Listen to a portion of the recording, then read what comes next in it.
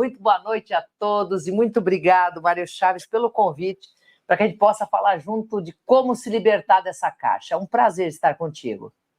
Obrigado, seja muito bem-vinda, esteja em casa.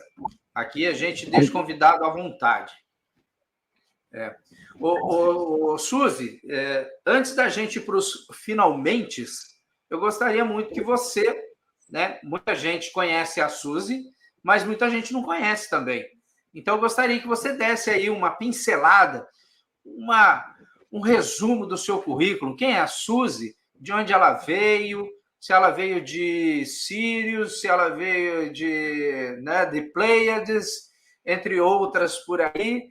E o que ela faz, desde quando você descobriu aí a sua mediunidade, entre outras coisas. Maravilhoso. Não, se me perguntar de onde vinha ou qual é a minha origem estelar, eu confesso que eu não sei, porque eu aprendi, né, a minha história, eu gosto dela, desde pequenininha, eu aprendi com os meus mestres que eu não deveria de ter a curiosidade por coisas que não mudam a minha história. Então, uma das coisas é saber a minha origem, mas a minha origem terrena, né, o prazer de estar na Terra, de reencarnar na Terra, vem de muito tempo.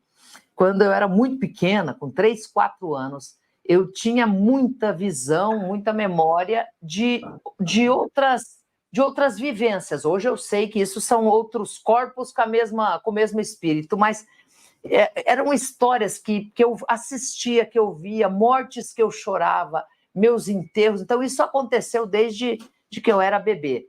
Mas nessa fase também de 4 a 5 anos, que é a memória que eu tenho, eu também conversava muito com uma casa que era anexa à minha casa e que todas as noites, quando todo mundo dormia, eu ia lá para estudar. Então, eu fui para lá para estudar com 4 anos, 5 anos, 6 anos, 7 anos. Isso foi muito forte aos 8, 9, 10 anos.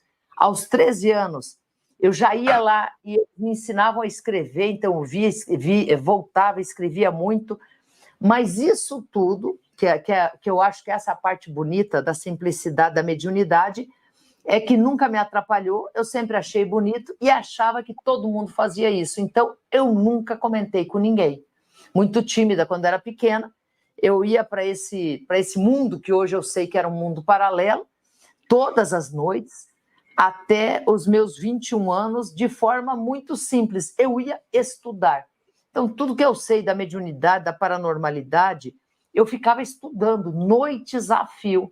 A coisa que eu mais me lembro é que eu não dormia durante a noite, porque a família silenciava e instantaneamente eu ia correndo para esse lugar.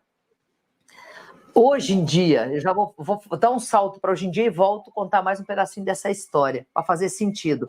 Então, hoje em dia eu sou filósofa, sou escritora, sou uma médium assumida, sou universalista, uma pessoa que acredita demais em toda a possibilidade de pensamento, desde que ele seja inclusivo, e sou teóloga, tenho doutorado em teologia cristã e tenho o podcast Medium Talks. Mas até os meus 21 anos, quando acontece o fato do meu irmão mais velho se encarnar, eu senti uma tristeza muito grande. E comecei a procurar por respostas. E não havia lugar melhor para procurar respostas do que aquele povo daquele mundo, que eram os meus grandes amigos.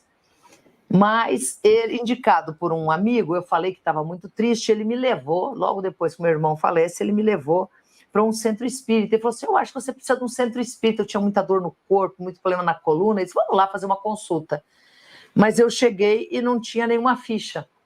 Aí eu fiquei por muitas horas, na minha teimosia de italiana, eu fiquei das 6 da tarde às 3 da manhã lá fora, em Santa Catarina, né, dentro do nosso planeta Terra. Eu nasci no estado de Santa Catarina. Eu fiquei para fora no frio, esperando uma chance de falar com aquelas pessoas que entravam lá para dentro e que estavam lá atendendo alguém. Eu estava para fora, eu não conhecia nem a dinâmica, nem centro espírita, nem nenhuma palavra sobre espiritismo. Mas eu estava lá satisfeita que eu ia ter resposta. E quando chega 3 da manhã, talvez pela insistência de ter ficado como a última da fila, eles me dão uma chance de eu entrar lá dentro. Quando eu entrei, é claro que eu já tinha identificado pela voz e pelas palavras que um dos que falavam lá dentro era um desses seres que desde os 4 anos eu lembrava, então eu fiquei muito feliz. E ele me deu direito a uma pergunta, e a minha pergunta para ele foi de que religião eu era. E a resposta foi: não faz a menor diferença para nós. Você é quem você quiser ser e saiba que isso para nós não é relevante. Como eu tinha direito a só uma pergunta, fui embora, mas saltitante, feliz, porque eu tinha encontrado a minha tribo. Eu passo a voltar nesta casa por 2 anos seguidos, mas sempre ficando no público, para fora do lado da casa, e quando eu voltei, quando eu estava lá, o público lá fora fazia muito barulho. E nesse primeiro dia, alguém pôs lá a cabeça para fora da porta e falou: vocês não vão rezar, não, vocês não dá para silenciar, o que é uma casa de oração, vamos respeitar o ambiente. E eu falei: eu rezo. Após fazer algumas orações, as horas estavam passando, estava sem graça, tinha um livro do lado assim, eu peguei o livro e falei: vamos debater. Mas eu vi que eu abri o livro, eu conheci o livro, fechei e continuei falando. E o livro era o Livro dos Espíritos, com as 1019 perguntas, e por 2 anos eu passei a participar dessa casa, cuidando desse público e respondendo a perguntas, principalmente sobre essa conexão com os seres, sobre quem somos nós. Mas eu respondia livremente, ficava lá, ganhava direito a ganhar um passe, tomar um café, e até me integrei naquela equipe, mas esse era o meu papel. Até que uma vidente chegou e falou: você sabe quem é o mestre que você incorpora? Eu falei: não, nunca incorporei, não sou nem médium. Você é maluca? Você está aqui há 2 anos dando aula, falando, dando resposta, sem olhar o livro, eu não precisava abrir o livro, eu sabia as respostas, e você vem me dizer que não é médium? Naquele dia, quando ela desafiou o público e falou: olha, alguém enxerga o que ela está falando aqui do lado? Porque eu falava que essa pessoa me soprava tudo. E todo mundo disse que não. Daí, a vidente, naquele dia, quando eu já tinha quase 24 anos, é que eu aprendi que o espiritismo existia, que isso era mediunidade, e que o que eu fiz a vida inteira foi me transportar para um mundo paralelo em diversas dimensões, conversando com esses seres. Então, eu tenho a felicidade de contar para todo mundo que eu não tive nenhuma... As dificuldades de infância eram ligadas à dificuldade monetária, dinheiro, dificuldade de uma família, de uma condição mais simples. Mas nada, uma criança feliz, uma criança normal, que nunca se queixou para o pai e a mãe sobre todas as noites não poder dormir lá e estudar. Agora eu sei que eu desdobrava, mas na minha ideia eu não dormia. E agora que eu tenho quase 59 anos, é que minha mãe, tem menos de um mês, que me perguntou: por que você nunca falou isso? Eu disse: porque eu achei que era normal. Porque eu achei que todo mundo era assim, e porque eu achava, Mari Chaves, que todo mundo tinha uma casa paralela para ir. Então, eu tive a felicidade de ser criada assim, de ser criada por esses seres, de estudar muito. Quando eu falo estudar, então, até os 24 anos, eu estudei por 20 anos, praticamente todas as noites. Eu estudei demais. E quanto mais eu estudava, quanto mais eu aprendia sobre a mediunidade, mais eles me davam desafios de aprender. Depois disso, então, nós estamos fazendo aí 36 anos com a Casa de Oração. Nós criamos, junto com esse mestre, um centro universalista cristão. Então, um centro que foge um pouquinho do ritmo do centro espírita, porque a ideia é ser um centro comunitário, um centro onde a gente tem inclusão total, onde a gente ora, onde a gente tem o passe, a gente atende, estuda muito, mas não tem ritual nenhum. Então, assim, a gente criou a Casa de Oração e assim, ao longo do tempo, eu fui me formando, né? Fiz xamanismo, candomblé, umbanda branca, fraternidade branca, fiz cristais, fiz pirâmide, fiz percepção extrasensorial com o professor Darcy Cabral no México. Eu estudei em tudo que era possível estudar para agregar informação, terminando agora, no ano passado, a faculdade, mestrado e doutorado em teologia cristã. E assim eu construo o meu conhecimento de mediunidade. Caramba, hein? É bonito, eu gosto. Eu ia falar assim, só isso? Isso, é verdade. Eu estudei demais. Eu, na época, né, eu sempre fiz um desafio de ler um livro por semana. Como eu comecei a ler um livro por semana desde os 5 anos, então somam-se aí alguns 3.000 livros, até mais, que eu li. E eu sou fascinada pela possibilidade de poder estudar bastante e selecionar aquilo que naquele momento faz mais sentido, porque a transição é tão grande que hoje alguns livros que eu estudava 40 anos atrás estão defasados, não é mais a nossa realidade, né? Mas estudar é algo que pertence à minha mediunidade, né? Estudar o tempo inteiro. Isso é muito legal.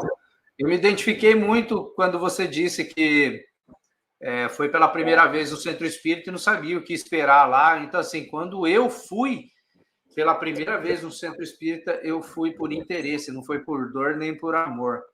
Eu vendia colchão magnético e é caro pra caramba, né? Falaram para mim, vamos lá naquele centro lá que tem gente cheia da nota. Aí eu cheguei, resumindo a história, eu larguei o colchão, fiquei por uns 20 anos no Centro Espírita. Que maravilha! E descobriu que não é só cheio da nota que está lá, não. Lá tem de tudo, todo o nosso povo está dentro dos centros. E hoje eu estou nessa pegada também de ser mais espiritualista do que espírita, porque assim, a partir do momento que a sua mente se expande, você começa a ter mais conhecimentos, além daqui, não que o espiritismo esteja defasado, não é isso. É que o espiritismo, né, nós temos por base Kardec, isso é muito importante, né, a gente tem que respeitar isso aí, né, e muito.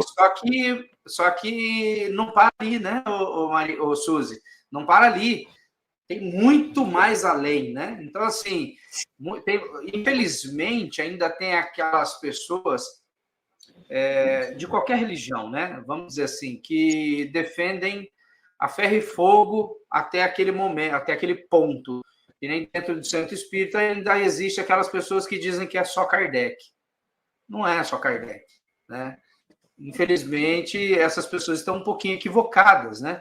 Falta um pouco expandir a mente. Uma das coisas que eu notei foi quando eu criei o meu canal.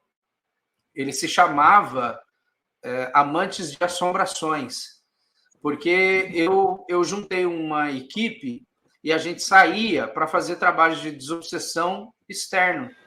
Então, a gente ia em casas abandonadas, locais abandonados, até mesmo quando a gente começou a ter uma quantidade boa de inscritos, eles pediam ajudas. Olha, aqui em casa está assim, assim, assado.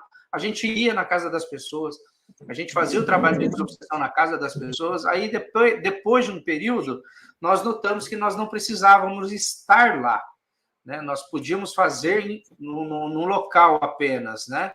E aí, então, o nosso canal, Amantes de Assombrações, começou a tomar uma proporção, né? E eu palestrava em alguns centros espíritas, e um deles, a presidente na época, me pediu para que eu não fizesse mais palestra lá por causa do meu canal. Então, assim, a gente sofreu um pouco desse preconceito, né? Mas eu não xinguei, não achei ruim, porque a gente sabe que o que tem que ser vai ser, né? Então, isso que importa. A gente está fazendo a nossa parte, né? Então, você, com o seu estudo, que eu acho fantástico, a pessoa que chega e fala assim, cara, eu leio, eu estudo, eu batalho, eu procuro estar sempre conectada. Isso é muito legal, né? Diferentemente da maioria das pessoas que ainda usam a internet para fazer dancinha de TikTok e ver Big Brother. E é verdade mesmo. E essa possibilidade que esse assunto de espiritualidade traz para nós, né, Mário Chaves? Hoje cedo, pensando no nosso bate-papo aqui, eu conversei com um dos mestres que eu sempre converso, e eu pedi esse conselho, eu falei assim, como que a gente vai parar um dia de que uma religião imaginar que só ela é a certa? Quando? E ele falou isso, essa é a transição. Vocês estão no olho do furacão da transição planetária, e ela é uma transição emocional, é uma transição consciencial. É mais em vocês a transição. E exato, falou que a gente não deve perder a esperança, porque vai chegar esse momento em que não haverá mais preconceito religioso, porque a gente entende que tudo tem fundamento desde que faça o bem. Né? Esse é o pilar máximo, é fazer o bem. Aí eu fiquei mais tranquila, ele disse, não, a gente tem muita esperança na raça humana.